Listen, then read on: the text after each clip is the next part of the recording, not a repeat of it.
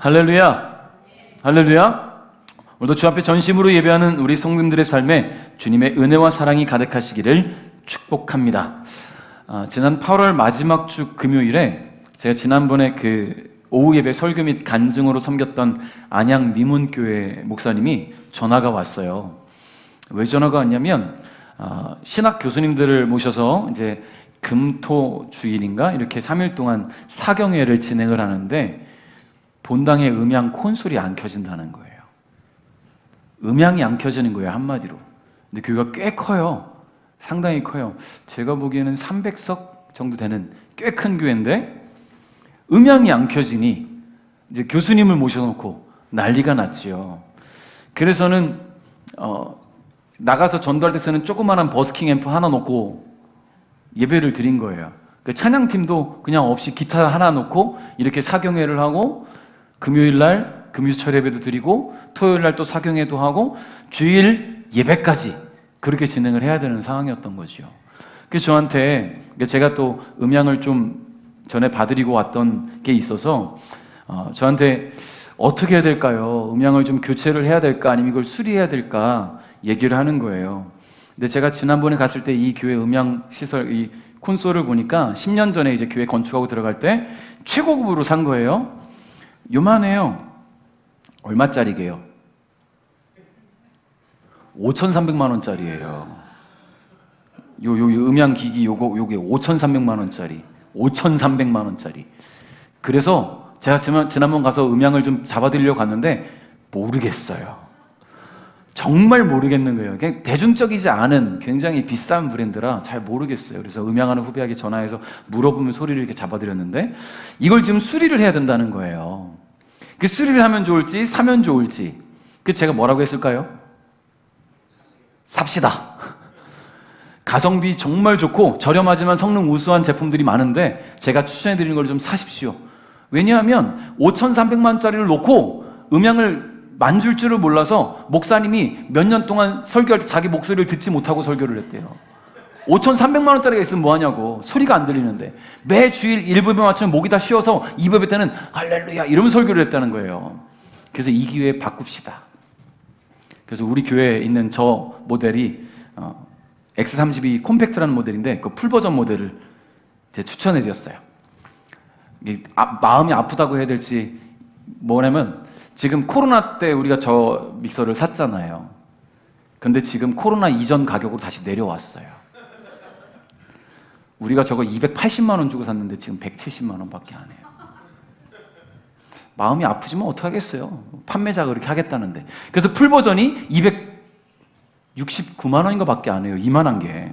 그래서 그걸 하자고 하고 이 목사님이 저한테 그럼 목사님 와서 좀 설치해 줄 수 있겠냐. 그래서 알겠다고 했어요. 근데 알겠다고 했지만 교회가 워낙 사이즈가 크니까 제가 혼자 가기엔 좀 두려운 거예요. 그래서 음향하는 후배에게 연락을 해서 김지민 전도사라고 제 후배가 있는데 잘해요. 근데 이 친구가 너무 바쁜 거예요.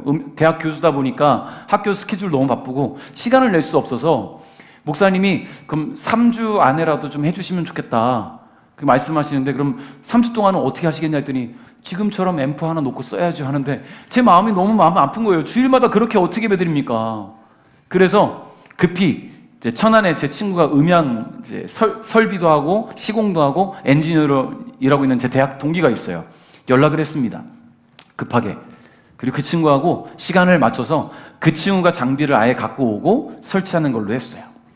근데 막상 가보니까 이 콘솔이 전에 있던 5,300만 원짜리가 아예 켜지질 않으니까 어떻게 써왔는지를 아예 모르는 거예요. 뭐에 어떻게 누구에게 무슨 마이크를 썼고 이렇게 아예 모르는 거예요.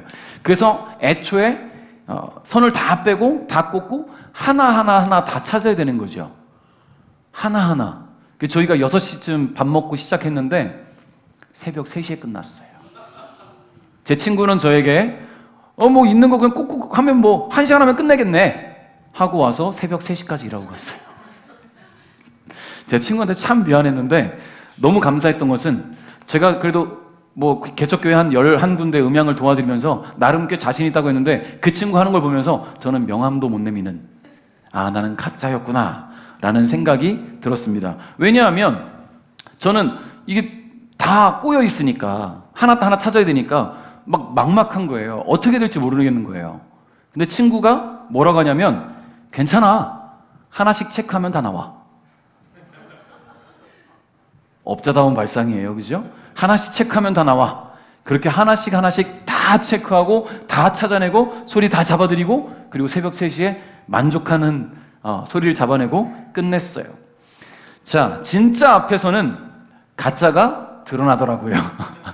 제가 가짜라는 게 드러났어요. 늘 진짜인 척하고 그 소리 좀 이상한데 좀 잡아드릴까요? 이랬었는데 이제 조용히 겸손해지기로 했습니다. 그래서 진짜 전문가를 친구로 둔 제 자신이 매우 대견하다는 생각이 들었고요. 그리고 그 친구를 대동해서 가서 그 문제를 잘 해결할 수 있어서 너무 감사했습니다. 여러분 그래요. 가짜가 판을 치는 세상에 진짜가 나타나면 가짜는 드러나죠. 정체가 드러나고 실력이 드러나고 형편이 드러납니다. 그래서 진짜가 역시 진짜구나 하고 감탄하게 되는 일들이 벌어지겠죠. 여러분 하나님은 진짜입니다. 이거를 말씀드리고 싶어요. 하나님은 진짜 신이십니다. 하나님만이 온 만물을 창조하셨고 유일무이 살아계신 하나님입니다. 세상 그 어떤 신도 자기 스스로 나는 살아있다, 나는 역사한다라고 자신을 소개한 신이 없어요. 세상 그 어떤 신도 스스로 자신에 대해서 설명하지 않았다라는 거예요. 지난주에 기독교는 무엇인가 세미나를 들으신 분들 잠깐 말씀을 나눴잖아요. 종교가 존재하려면, 종교가 성립하려면 신과 신자가 있어야 된다. 그렇죠? 그럼 신은 존재해야 된다라는 거예요. 근데 대부분의 신들은 스스로 존재하지 않아요. 사람들이 필요에 의해 만들어내지요. 내가 내 필요에 의해서 내가 원하는 신을 찾아가고 과거로 돌아가면 더더욱 그렇잖아요. 나무에 대해놓고 정한수 쏟아놓고 빌잖아요. 이사야 말씀에 그랬어요. 이사야 선지자가 하나님의 말씀을 선포할 때 뭐라고 하냐면 너희들이 나무를 해와서 나머지는 절반은 땔감을 쓰고 절반은 조각해서 신을 만들어서 거기다 절을 하더라. 내가 직접 해온 나무를 땔감으로도 쓰고 직접 만들어서 거기다 절을 한다라는 거예요. 얼마나 바보 같은 발상입니까? 정말 많은 신들이 그래요. 사람이 만들어낸 신들. 가짜지요. 그저 사람들의 필요와 요구에 의해서 만들어진 신들일 뿐입니다. 근데 하나님은 어떤 분이에요? 스스로를 소개하셨어요. 나는 여호와다. 나는 너희를 애굽에서 인도해낸 여호와다. 여러분 하나님은 스스로를 설명하셨습니다. 그리고는 죄로 인해 하나님과 단절된 채 죽음을 향해 살아가고 있던 우리를 하나님의 은혜의 세계로 초청하셨다는 거예요. 그리고 독생자이신 예수 그리스도를 믿는 사람에게는 하나님과 다시 연합되게 하셨고 그로 인해서 구원을 선물로 주셨다는 것입니다. 여러분 진짜이신 하나님 앞에서 수많은 가짜들이 진짜인 척합니다. 사람들의 간절한 필요를 믿기로 그 마음을 유혹하고 오히려 더 깊은 죄와 사망의 수렁으로 끌고 들어간다는 이야기예요. 오늘 우리는 이 말씀을 통해서 너무나 많은 가짜 속에서 참 신이신 하나님의 구원을 다시 한번 묵상하고 그분의 은혜 가운데 나가는 그런 시간을 갖기를 원합니다. 자, 첫 번째는요. 하나님의 계획은 예측 불가하다라는 거예요. 예측이 안 돼요. 하나님의 구원은. 여러분, 창세기 37장부터 시작되는 요셉의 이야기를 단순히 한 소년으로 하여금 꿈을 꾸게 하시고 절망과 역경 속에서도 믿음으로 인내할 때 결국 그 꿈이 이루어져 가게 하시는 하나님의 은혜, 이렇게만 보면 안 된다는 거예요. 요셉의 이야기는요, 온 인류를 향한 전방위적인 하나님의 구원에 대한 이야기입니다. 할렐루야. 요셉의 이야기를 읽고 묵상할 때만 해도 요셉이 얼마나 이기적이고 교만하고 자기밖에 모르는 사람이었는지, 그래서 형들에게 당할 때에 참 그래도 싸다라는 생각이 들 만큼 정말 못된 녀석이었어요. 그래서 요셉이 형들에 의해서 죽음의 위기를 맞이했을 때, 또 유다에 의해서 간신히 목숨만 건지고 애굽의 노예로 팔려가게 되었을 때에도 하나님께서 이 요셉이라는 이기적이고 교만한 사람을 정말 사람 만드시기 위해서 계획을 세우셨구나, 이런 생각을 하게 됐단 말이죠. 그러나 모든 것을 다 잃고 철저하게 외톨이가 된 이 요셉으로 하여금 사람들에게 인정받는 사람이 되게 하시고, 무엇보다 하나님께서 그와 함께 하실 만큼 그의 삶이 변화되어 가는 모습을 우리로 하여금 보게 하심으로 하나님은 선택하신 당신의 백성을 어떻게든 변화시키시는 분이다 라고 생각할 수 있었어요. 근데 오늘 본문을 좀 더 깊이 묵상하다 보니까 하나님께서 단순히 이 요셉이라는 한 사람만을 위해 일하시는 것이 아니었다라는 것을 볼 수가 있습니다. 하나님께서 선택하여 부르신 아브람과 이삭과 야곱, 그리고 그들을 통해서 이어져 내려오는 그 계보 속에 있는 모든 자손들, 여러분 오늘 야곱의 계보를 잇는 그 아들들의 이야기를 통해서 온 인류를 향한 우리 하나님의 사랑과 구원이 어떻게 전개되는지를 보게 하신다는 겁니다. 여러분, 앞선 상황들을 통해서 우리는 애굽의 보잘것없는 노예에서 한 방에 인생 역전하고 애굽의 2인자인 총리 자리에 올랐던 이 요셉과 아버지의 사랑을 독차지하고 또 이기적이기까지 했던 이 요셉을 죽이려고 했다가 상인들에게 팔아버렸던 그 형들의 재회 장면을 볼 수 있었어요. 자, 애굽을 비롯한 모든 나라들이 하나님이 준비하신 기근으로 인해서 죽음에 한층 가까워지고 있었습니다. 근데 그때에 하나님께서는 요셉에게 지혜를 주셨지요. 그래서 그 모든 상황을 대비하게 하셨습니다. 그런 상황들을 대비하게 하신 하나님은 요셉을 버렸던 형들도 직면한 죽음 앞에 애굽을 찾아오게 하셨다는 거예요. 여러분, 그렇게 요셉과 형들이 이제 대면이 이루어졌습니다. 그런데 하나님은 요셉으로 하여금 어떻게 보면 복수를 위한 최적의 시간을 마련해 준 것 아니겠습니까? 복수를 위한 최적의 시간. 이미 형들은 식량조차 구할 수 없는 그런 평민의 삶이고, 부유하면 뭐합니까? 먹을 게 없는데, 기근인데. 근데 요셉은 전 지역에 유일하게 식량을 갖고 있는, 심지어 요셉의 지혜로 준비된 식량을 갖고 있는 그 애굽의 2인자란 말이에요. 얼마나 복수하기 딱입니까? 정말 어떻게 보면 요셉이 자신의 권위와 지위를 이용해서 형들에게 억울한 누명을 씌워서 괴롭히는 그 모습을 볼 때에 어떻게 보면 역시 짜릿한 복수의 결말이 정말 기대가 될 수 있을 것 같아요. 그렇잖아요. 형들도 막 억울하잖아요. 정탐꾼이라고 하고 막 그러니까. 그런데 하나님은 이것이 버림받은 한 남자의 복수극으로 끝나기를 원치 않으셨습니다. 하나님으로 인해서 인생 역전을 이루게 된 요셉의 마음에 하나님께서 그의 삶에 함께 하셨던 지난날에 하나님의 계획이 있었다는 것을 깨닫게 하셨다는 거예요. 그리고 그 계획이 요셉과 그의 가족에게 한정된 것이 아니라 온 인류를 향한 하나님의 구원 계획이었다는 것을 오늘 본문을 통해 알게 하신다는 겁니다. 우리 1절, 2절 말씀을 한번 읽어보겠습니다. 1절, 2절 시작.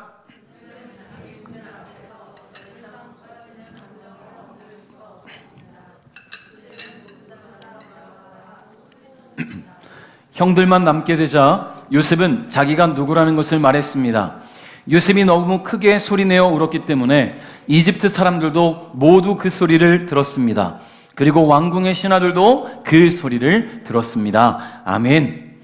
자, 요셉은 하나님께서 계획하신 때가 되었음을 직감하고 형제들 앞에서 자신을 공개합니다. 어떻게 보면 오랜 세월 묵혀놨던 그런 지난날의 감정과 울분이 터져나와서 큰 소리로 울 만큼 요셉에게 지금 이 순간은 만감이 교차하는 그런 시간이었을 거예요. 여러분, 울면서 자신의 정체를 공개했던 이 요셉의 마음은 어땠을까요? 자신의 정체를 듣고는 놀란 눈으로 바라보며 당황스러워할 이 형들에 대한 통쾌함이 그 안에 있었을까요? 아니면 비참하게 버려짐으로 인해서 만나게 되었던 그 고통들을, 그 고통의 시간 속에서 켜켜이 쌓아왔던 지난날의 서러움 때문에 울었을까요? 여러분, 요셉이 더 이상 복받치는 감정을 억누를 수가 없었다라고 성경이 표현하는 것은요, 요셉이 형들에 의해서 고향을 떠나게 되고 애굽에서의 그 힘들었던 시간을 지나서 총리에 이르기까지 그 삶 전체에서 지금이 가장 극적인 순간이라는 것을 표현해주고 있는 거예요. 마음속 깊은 곳에 쌓아두었던 형들에 대한 원망과 더불어서 사랑의 감정, 그 애틋했던 감동들이 한꺼번에 폭발된 것이지요. 만일 여러분, 요셉이 이 애굽에서 노예로 살아가기 시작했을 때 너무 힘들고 고통스럽고 절망스러웠던 그때에 하나님께서 그와 함께 하시며 그 삶을 형통하게 하심과 동시에 앞으로 이루어질 일들에 대한 소망을 미리 이야기해 주셨다면 너는 장차 애굽의 총리가 될 거야. 수많은 나라들이 너의 앞에 머리를 숙일 거야. 그 중에는 너의 형제들도 있겠지. 라고 미리 말씀해 주셨다면 어떻게 보면 이런 극적인 상황은 연출되지 않았겠지요. 한 치 앞도 알 수 없는 우리 인생을 살아갈 때에 하나님은 극적인 반전을 일으키시면서 우리의 감정을 폭발시키신다는 거예요. 그만큼 하나님은 우리 한 사람 한 사람을 얼마나 지켜보고 계시고 사랑하고 계신지를 알게 하신다는 겁니다. 자, 그러나 하나님은 풍요와 행복의 삶에서 빈곤과 고통의 삶으로 역전되었던 그 요셉이 애굽의 노예가 되어서 그 삶을 이제 받아들이고 그때부터 하나님을 더욱 의지할 때에 그와 함께 하셨다는 거예요. 그냥 함께 하셨느냐? 그의 삶을 형통하게 하셨다는 겁니다. 그리고 미래에 대해서는요, 침묵하셨어요. 그의 삶의 미래에 대해서는 침묵하셨습니다. 그 어떤 기대나 소망도 갖지 않고 그저 주어진 현실 속에서 하나님의 동행에 감사하며 살게 하셨다는 거예요. 여러분, 그러니까 어느 누가 감히 하나님의 구원을 예측할 수 있겠습니까? 어느 누가 하나님이 하실 일들을 미리 알고 대비할 수 있겠어요? 그저 미래에 대한 자신의 어떤 기대나 소망이 아닌 주어진 현실 속에서 매 순간 함께 하시고 동행하시는 그 하나님에 대한 감사와 만족이 있을 때 하나님은 우리가 가야 할 길과 우리를 위한 삶을 친히 계획하신다는 거예요. 성도 여러분, 오늘에 감사하시기 바랍니다. 오늘 여러분의 삶에 동행하시고 오늘 여러분의 삶을 안전하게 하시고 오늘 여러분의 삶에 은혜를 주시는 그 하나님께 감사하시기를 주님의 이름으로 축복합니다. 다가올 날들은 온전히 주님께 맡기시고 오늘 하나님과 더욱 가까워지는 일에 힘쓰시기를 주님의 이름으로 축복합니다. 자, 두 번째는 하나님의 계획은 이미 시작되었었다는 거예요. 이미 시작되었다. 여러분, 우리가 묵상해왔던 요셉의 지난 날들이 모두 하나님의 계획 안에 있었다라는 것을 우리는 생각해 볼 수 있지요. 여러분, 야곱의 사랑을 독차지하던 이 요셉은요, 형들은 입어보지도 못했던 그렇게 화려하고 아름다운 옷을 입었고요, 형들은 양들을 돌보면서 양에게 먹일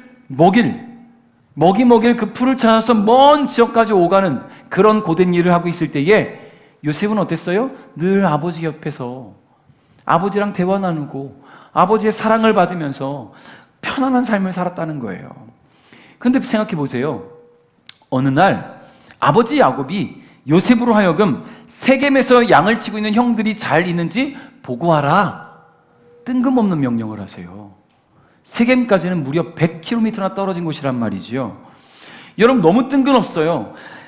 그렇게 애지중지하는 그런 아들, 눈에 넣어도 아프지 않을 그 아들을 혼자, 종을 대동한 것도 아니고 혼자 그 먼 타 지역까지 다녀오라고 심부름을 시켰다는 거예요. 여러분, 속된 말로 야곱이 지금 약 먹었습니까? 정신이 지금 나갔습니까? 정말 옆에 끼고, 심지어 형들은, 다른 아들들은 근처에서 양치라고 할 때도 요셉만큼은 끼고 있었는데 어느 저 먼 지역 세겜까지 보내놓고서는 지금 요셉 보고 다녀오라는 거예요. 납득이 안 되잖아요. 이게 어떻게 납득돼요? 여러분, 당시 요셉의 나이 16세, 17세 정도밖에 안 되는 소년이란 말이에요. 우리 시윤이가 지금 17세죠, 그죠? 17살. 시윤이 혼자 저기 서울까지 걸어갔다 오라고 갔다 올 수 있어? 걸어서 갔다 오라고 하면. 버스 타고 갔다 오라고 하면 그래도 갈 수 있을지, 갔다 올 수 있겠죠. 그것도 안 될까? 왜냐면 그럴 수 있어요. 제가 대학교 1학년 때 강남이라는 곳에 처음 갔거든요. 대학교 1학년 때 강남에. 그것도 가려고 한 게 아니라 천안에서 학교 끝나고 항상 7시 10분이 막차였는데 시외버스 놓친 거예요. 친구들하고 농구하다가. 그럼 어떻게 해? 그래서 친구들이 학교에서 셔틀버스 타면 서울까지 가니까 강남에 내려서 청량리까지 전철 타고 가서 거기서 기차 타고 오면 된다는 거예요. 오케이! 갔어요, 강남에. 버스에 딱 내리자마자 강남 큰 사거리에 벤츠 위에 올라갔습니다. 여기가 강남이구나. 친구들이 다 뒤에 숨었어요. 촌놈이 와서 촌놈 티낸다고. 자, 거기까지는 좋아요. 친구들 같이 왔으니까. 청량리까지 혼자 전철 타고 가는데 얼마나 무서운지 몰라요. 누가 고백할까봐. 20살이었는데도 무서웠어요. 여러분, 그러니까 17살에게 100km 되는 거리를 혼자 갔다 오라고 한다면, 지금처럼 길이 잘 뚫린 것도 아니고 그 당시에 광야 지역에서 저기가 세겜이하고 이렇게 가다 보면 산이 안 나타나겠습니까? 들짐승이 안 나타나겠습니까? 가다 보면 길을 잃을 수도 있어요. 근데 거기를 이 애지중지하는 아들을 혼자 갔다 오라고 하는 야곱의 이야기가 도무지 납득이 안 돼요.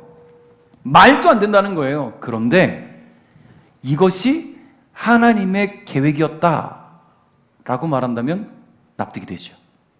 하나님께서 야곱의 마음을 움직여서 요셉으로 하여금 갔다 오게 하게 하셨다고 한다면 납득이 돼요. 여러분, 아버지의 사랑을 독차지하면서 자라온 이 요셉은요, 아버지 말씀이라면 바로 군말 없이 순종할 만큼 인정 욕구가 있었단 말이죠. 그러니까 형들의 시기와 질수 속에서도 형들이 잘못한 것들을 다 꼬질렀잖아요. 아버지에게 칭찬받으려고. 그런 요셉의 마음을 아시는 하나님은 야곱으로 하여금 요셉을 먼 지역까지 혼자 다녀올 수 있게 심부름을 시키게 하셨고요. 그 길로 요셉은 홀로 세겜에서 이 헤브론에서 세겜까지, 그리고 거기서 또 형들이 보이지 않아서 도단까지 그 먼 길을 홀로 여행하게 됐다는 거예요. 여러분, 거리가 거리인 만큼 걸어서 갔으니까 얼마나 오랜 시간이 걸렸겠습니까? 요셉의 입장에서는 오랜 시간이 걸렸기 때문에 멀리에서 형들이 보였을 때 얼마나 반가웠겠어요? 그렇죠? 형들이 양을 치고 있는데 멀리서부터 향 하면서 쫓아갔겠죠? 향 하는 순간 형들이 요셉아 업어치기 해서 바로 구덩이에 이게 지금 현실이에요. 지금 이게. 여러분, 그 먼 길을 오면서 반가웠을 그 형들은 이 요셉이 전혀 반갑지 않았다는 거예요. 형들이 그럴 거라는 것을 하나님이 몰랐을까요? 형들이 요셉을 정말 살갑게 받아줄 거라고 생각했겠습니까? 하나님은 이 또한 알고 계셨어요. 요셉이 어떤 길로 가게 될지를 다 알고 계셨다는 거예요. 그러나 하나님은 그런 요셉을 또 살리실 계획까지 가지고 계셨습니다. 야곱의 아들들 가운데 가장 하나님의 마음에 합했던 아들 유다, 그 마음을 움직여서 요셉을 구덩이에서 건져내시고 미디안 상인들에 팔게 하시고, 그렇게 요셉은 애굽까지 가게 되어서 노예가 될 수 있었습니다. 그런데 여러분, 애굽에서 노예가 된 것도, 노예가 되어서 애굽왕 바로의 친위 대장 보디발의 집에서 생활하게 된 것도, 그리고 보디발의 아내의 유혹을 인해서 억울한 누명을 쓰고 감옥에 갇힌 것까지 모두 하나님의 큰 그림 안에 있었다, 하나님의 계획 속에 있었다라는 것을 우리는 말씀을 묵상하면서 알 수가 있습니다. 여러분, 감옥에 갇혀서 만나게 되었던 그 왕의 술 담당하는 신하와 빵 담당하는 신하, 그들이 꾼 꿈을 하나님이 주신 지혜로 해석할 수 있었어요. 요셉은 지혜가 없거든요. 하나님의 지혜로 해석할 수 있었단 말이에요. 그리고 꿈 해몽에 따라 복직에 성공하게 된 이 술 담당하는 신하가 왕이 꾼 꿈을 해석해 줄 사람으로 요셉을 소개하게 되죠. 참 신기하여 착착착 진행됩니다. 물론 그 공백이 2년이라는 공백이 있었지만, 그렇게 하나님께서는 계획대로 요셉을 총리의 자리까지 가게 하셨다는 겁니다. 여러분, 그렇게 요셉이 총리의 자리까지 오르게 된 것도 이 바로왕이 꾼 꿈, 그 꿈을 해몽함으로 말미암아 7년의 풍년과 그 이후에 있을 7년의 대흉년에 대해 대비할 수 있는 지혜를 주셨잖아요. 그렇기 때문에 이 바로왕이 총리로 삼은 거예요. 자기 인장 반지까지 주면서 말이죠. 이 나라에서 나의 다음 권위는 너에게 주겠다. 여러분, 그래서 궁극적으로는 애굽은 물론이며 온 열방이 살아계신 하나님을 알 수 있게 하셨다는 겁니다. 여러분, 그러니까 요셉이 어린 시절 꿈을 꾼 것도, 왕의 술 담당 신하가 꿈을 꾼 것도, 애굽왕 바로가 꿈을 꾼 것도 결국 이미 오래전부터 시작된 하나님의 계획이었다라는 이야기입니다. 자, 우리 4절부터 8절 말씀까지 한번 읽어봅니다. 시작.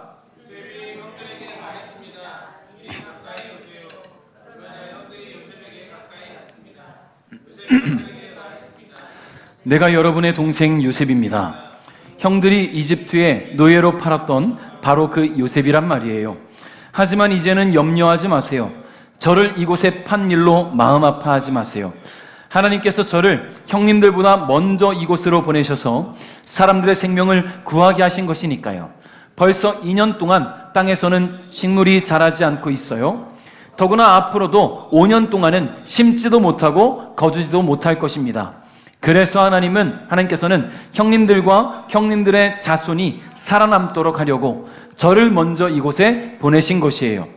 그러니 저를 이곳에 보내신 분은 형님들이 아니라 하나님이십니다. 하나님께서 저를 이집트 왕의 가장 높은 신하로 만드셨습니다. 왕궁의 모든 일을 제가 맡고 있답니다. 저는 모든 이집트 땅의 주인입니다. 할렐루야! 할렐루야! 지금 요셉은 하나님을 드러내고 있어요. 요셉은 비로소 자신이 힘들게 지내왔던 모든 시간들이 생명 구원을 위한 하나님의 계획이었음을 깨닫고 이 형들에게 고백하고 있다는 겁니다. 자신의 정체를 공개함에 따라서 복수당하지 않을까 두려움에 떠는 이 형들에게 하나님이 하신 일과 또 하실 일들을 전하고 있다는 거예요. 여러분, 애굽 사람들과 가나안 사람들 그리고 온 열방에 속한 사람들은 7년 동안 풍성하게 먹고 마셨어요. 왜냐하면 풍년이 있었으니까. 열심히 먹고, 와, 왜 이렇게 대작이 일어나지? 왜 이렇게 수확물이 많지? 열심히 먹고 팔고 즐기고 그렇게 살았다는 말입니다. 기뻐하고 행복했겠죠. 풍년이 있었으니까. 근데 그 이후에 있을 일을 모르니까 먹고 쓰는 데 집중했을 겁니다. 그러나 그들은 그것이 하나님의 계획에서 비롯된 것인 줄 알지 못했어요. 그나마 애굽의 바로왕과 그의 최측근들만이 요셉으로 인해서 들었을 정도였겠지요. 그러나 7년의 풍년이 지나고 반전의 7년의 흉년이 시작되자 사람들은 어땠을까요? 너무나 당황스러웠을 거예요. 아니, 7년 동안 이렇게 풍년이었는데 갑자기 이런 기근? 땅이 식물을 자라지 못하게 해요. 비가 오지 않아요. 가물어요. 모든 생명체가 다 죽어요. 어떻게 이런 일이 있을 수 있을까? 지난 7년간은 너무나도 대조적인 그런 반전의 삶이 펼쳐졌을 테니까요. 그런데 애굽은 걱정이 없었습니다. 왜냐하면 요셉이 애굽의 총리로 있었으니까. 7년 동안 이 날만을 준비해왔기 때문입니다. 요셉의 형제들이 애굽을 찾아온 것도 이제 7년 중에 2년이 지났을 뿐인데 아직도 5년의 시간이 더 남았을 뿐인데 야곱의 자녀들도 야곱의 가족들도 먹을 것이 다 떨어졌다는 거예요. 여러분, 이 사실을 아는 것 오직 요셉밖에 없습니다. 7년 중에 2년밖에 지나지 않았다는 것을 요셉밖에 몰라요. 이처럼 하나님은 요셉이라는 어린 소년의 일생을 통해서 열방을 향한 하나님의 구원 계획을 차근차근 진행시키신 것입니다. 성도 여러분, 우리의 지나온 인생 속에서 경험했던 크고 작은 일들 역시 주님의 계획 속에 있었음을 여러분 기억하시기 바랍니다. 물론 우리의 선택에 따라서 때로는 기쁨을, 때로는 슬픔을 경험하기도 했지만 부정적 결과로 고통받아야 했던 그 순간조차도 하나님의 살아계심을 우리로 하여금 깨달아 알게 하고 의지하게 하시기 위한 주님의 은혜의 시간이었다는 것을 여러분 기억하시기를 바랍니다. 자, 세 번째, 하나님의 구원은 모두를 향하신다는 거예요. 9절부터 11절 한번 읽어봅니다. 시작.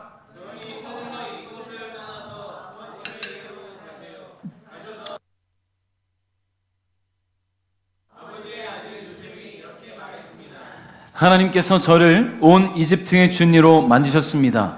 어서 저에게 내려오셔서 고센 땅에서 사십시오. 그렇게 하시면 저와 가까운 곳에서 사실 수 있습니다. 그리고 아버지의 자녀들과 손자들과 양떼와 소떼와 아버지가 가지신 모든 소유도 저와 가까운 곳에 있을 수 있습니다. 앞으로도 5년 동안 가뭄이 있을 터이니 제가 아버지를 보살펴 드리겠습니다. 그래서 아버지와 아버지의 가족과 아버지께서 가지신 모든 소유가 굶주리는 일이 없도록 하겠습니다. 아멘. 할렐루야. 이게 하나님의 계획이지요. 하나님은 요셉과 그의 가족을 구원하시기 위해 철저하게 계획하셨습니다. 요셉은 이 모든 것이 하나님께서 계획하신 일이며 이로 인해 요셉과 그의 가족 모두가 구원의 은혜에 동참하게 된 것을 형들에게 전하고 있다는 이야기입니다. 그렇게 요셉은 형제를 비롯해서 가나안에 있는 아버지와 모든 가족을 생명의 양식이 넉넉히 준비된 애굽의 고센 땅으로 터전을 옮기게 하지요. 여러분, 이제 요셉의 가족들은요, 즉 야곱과 그 가족들은 더 이상 기근 때문에 걱정할 필요가 없어요. 걱정할 필요가 없어요. 더 이상 굶주림으로 인해 죽음을 걱정하지 않아도 됩니다. 유일한 생명의 양식 창고가 요셉의 통제 아래 운영되고 있으니까. 여러분, 한 사건이 생각이 나지요. 이스라엘 백성들이 애굽에서 노예로 종살이할 때 하나님께서 이스라엘 백성들이 거주하고 있던 이 고센 땅에만 10가지 재앙을 내리지 않으셨어요. 장자의 죽음을 일으키실 때에도 이스라엘 백성들의 집은 하나님 명령에 따라 어린 양의 피를 바른 집들은 다 넘어가게 하셨죠. 하나님은 당신의 구원을 당신의 백성들을 위해서 사용하신다는 것을 기억하시기 바랍니다. 여러분, 이제 야곱의 가족들은 죽을 일이 없어요. 그런데 하나님은 요셉과 그의 가족만을 구원하신 것이 아닙니다. 애굽과 온 열방이 이 극심한 기근 가운데, 이 기근 때문에 만나게 된 이 죽음의 위기 속에서 요셉을 통해 준비시키신 식량으로 그 삶을 이어갈 수 있는 기회들을 주셨어요. 여러 나라들이 애굽을 찾아오지요. 돈으로 양식을 삭합니다. 열방을 향한 하나님의 은혜와 구원 계획을 요셉으로 하여금 알게 하시고 그 형제들로 하여금 알게 하신 거예요. 여러분, 어떻게 보면 대다수의 열방들은요, 이것이 하나님의 은혜라는 것을 알지 못해요. 그렇죠? 많은 사람들이 이것이 하나님의 은혜 가운데 계획되어진 것이라고 알 수 없어요. 그런데요, 총리가 된 요셉을 통해서 살아계신 하나님을 조금씩 알게 하셨다는 거예요. 여러분, 요셉을 통해서 보디발이 하나님의 존재를 알게 됐잖아요. 여러분, 바로왕이 하나님의 존재와 그분의 계약을 알게 됐잖아요. 그리고 요셉의 신하들이 어땠습니까? 우리의 주군이신 이 요셉의 삶을 보니 하나님이 그와 함께 하시는구나. 신하들도 알고 있었단 말이에요. 하나님의 존재를, 그 하나님이 요셉과 함께 하심을. 요셉의 삶을 통해 이스라엘의 하나님을 알게 하신 것입니다. 그리고 이제 수많은 열방 민족들이 식량을 구하기 위해 애굽을 방문하잖아요. 여러분, 애굽을 방문하면 어땠을까요? 딱 가고 왕궁에 들어가서 딱 식량만 사오고 바로 내려갈까요? 여러분, 우리가 보아왔던 사극을 봅시다. 조선시대 저 시골에서 올라온, 저기 한양에 올라온 사람들이 왕궁에 일이 있어서 왔다면 딱 왕궁에 와서 일만 처리하고 갑니까? 한양 구경해야지. 그리고 가장 최신 소문이 떠돈다는 저작거리에 가겠죠. 요즘 가장 핫한 이슈가 뭘까 듣겠지요. 저작거리에서 누가 뭐가 어떻게 했다더라, 누구랑 사귄다더라, 지금 왕은 어떻다더라 듣겠지요. 여러분, 이 사람들 마찬가지 아닙니까? 애굽에 와서 식량만 사고 간 게 아니라 애굽 전 지역을 다니면서 수많은 사람들이 이야기하는 이야기를 들었을 거예요. 이 일들이 어떻게 가능하게 되었는지, 왜 애굽 땅에만 식량이 있게 되었는지 수많은 사람들이 들었을 거예요. 애굽의 총리가 원래는 노예였대. 히브리 소년이었대. 근데 지금 왕이 가장 총리하는 국무총리가 됐대. 저 왕이 꾼 꿈을 그 총리가 해석해줘서 총리가 됐대. 그 꿈에 보니까 7년 동안 풍년이 있고 7년 동안 흉년이 있대. 그래서 미리 준비했대. 그랬대. 카더라 통신을 열심히 들었겠지요. 그래서 그 소년이 누구냐? 그 총리가 누구냐? 이스라엘의 하나님을 섬기는 사람이래 라는 얘기까지 듣게 될 겁니다. 여러분, 그런 이야기를 듣는 사람들 가운데는 들을 귀 있는 자가 분명히 있었을 거라고 저는 생각합니다. 이방인들 중에서도 그 이야기를 듣고, 아, 하나님이라는 분이 존재한다면 나도 내 인생을 하나님께 맡겨봐야겠구나 하는 사람들이 왜 안 생기겠어요? 우리가 나가서 노방전도하면 열심히 전도지 뿌리고 커피 나누고 팝콘 전도할 때 여러분 주고 끝난 거라고 생각하지 마세요. 그들 중에서 갑자기 어느 날 내가 받은 전도지가 생각나는 사람이 있을 것이고, 예수 믿고 천국 가세요라는 이야기가 생각나는 사람이 있을 거예요. 그러니 하나님의 구원 계획 안에 있는 자들은 구원을 받을 수 있다라는 이야기입니다. 사랑하는 성도 여러분, 하나님의 구원은 당신의 백성뿐 아니라 온 열방을 향해 있음을 잊지 않길 바랍니다. 인류를 사랑하신 하나님, 그 사랑으로 죄와 사망의 수렁에서 건져내어 구원을 선물하신 하나님께서 오늘 저와 여러분을 사랑하셨습니다. 구원하셨습니다. 그러므로 감사하시기 바랍니다. 그 하나님을 우리의 삶 속에 전하는 저와 여러분 될 수 있기를 주님의 이름으로 축복합니다. 말씀을 뵙겠습니다. 하나님의 사랑과 은혜는 언제나 사람들을 향하고 있어요. 그 사랑과 은혜로 하나님을 아버지라고 고백하고 예수님을 주님으로 시인하는, 또 그렇게 섬기는 모든 사람들을 구원의 길로 인도하셨다는 거예요. 여러분, 그런데요, 이 구원 계획은요 이미 2000년 전에 이루어졌어요. 2000년 전에 하나님은 독생자 예수님을 이 땅에 보내주셔서 십자가에 달려 죽게 하심으로 온 인류를 구원하시기 위한 계속 사역을 이루셨습니다. 또한 죽은 예수님을 3일 만에 다시 살게 하시고 그분의 죽음과 부활을 믿는 모든 자들에게 하나님의 자녀가 되는 은혜를 주셨습니다. 그래서 요한복음 1장 12절에 그러나 누구든지 예수님을 영접하는 사람들에게는, 그분의 이름을 믿는 사람들에게는 하나님의 자녀가 되는 자격을 주셨습니다 라고 사도 요한을 통해 전하게 하셨고요, 로마서 10장 9절에는 사도 바울을 통해서 여러분이 만일 여러분의 입으로 예수님은 주님이시다 라고 고백하고 또 마음으로 하나님께서 그리스도를 죽은 자들 가운데서 다시 살리신 것을 믿으면 여러분은 구원을 얻을 것입니다. 할렐루야. 여러분, 선포하겠다는 거예요. 여러분, 그렇습니다. 하나님의 구원은 모든 사람들을 향하고 있습니다. 비록 아직 하나님을 알지 못해서 구원의 은혜를 경험하지 못하는 수많은 사람들이 여전히 있지만 주님은 곳곳에서 복음을 전하는 이들을 통해서, 복음 들고 미지의 세계로 향하는 선교사들과 전도자들을 통해서 하나님의 구원을 이루고 계신다는 것을 믿으시기 바랍니다. 그 놀라운 사랑과 구원 계획에 저와 여러분도 동참해야 될 줄 믿어요. 지금 교회 밖 죽어가는 영혼들을 불쌍히 여기시는 아버지 하나님의 마음을 깊이 묵상하며 하나님의 사랑과 예수 그리스도의 십자가 복음을 전하는 일에 우리 모두 함께하는 베델가족 여러분 될 수 있기를 주님의 이름으로 축복합니다. 할렐루야. 그 하나님의 사랑과 구원의 계획, 나를 향한 소망의 예수님을 보내신 주님을 우리 함께 찬양하도록 하겠습니다.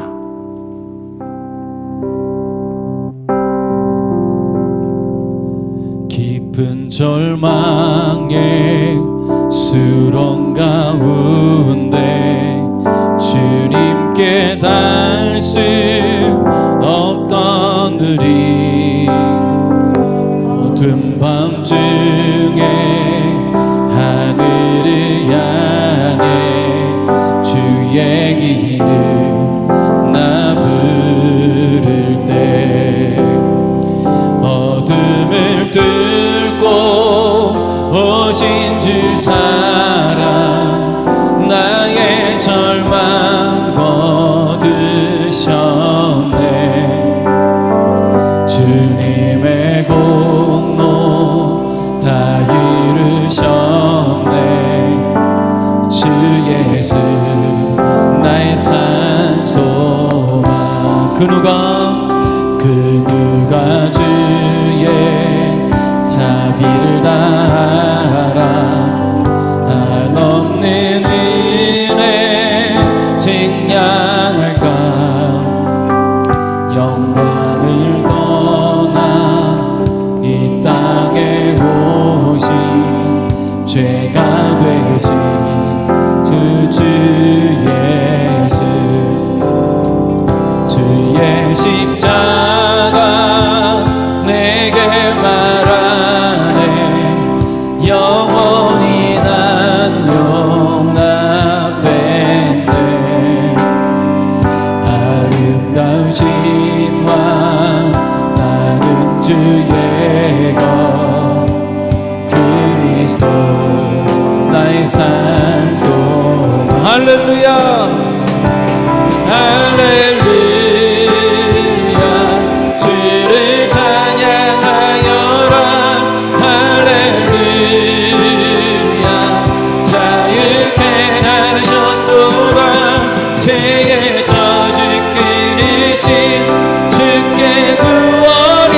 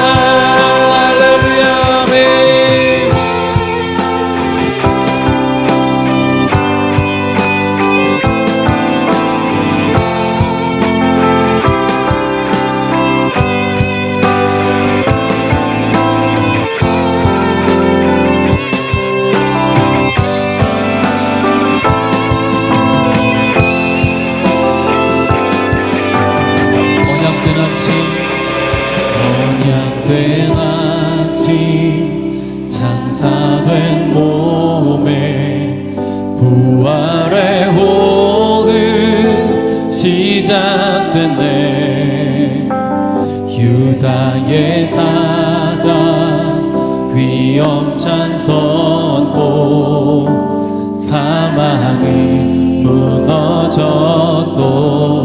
이제 사망은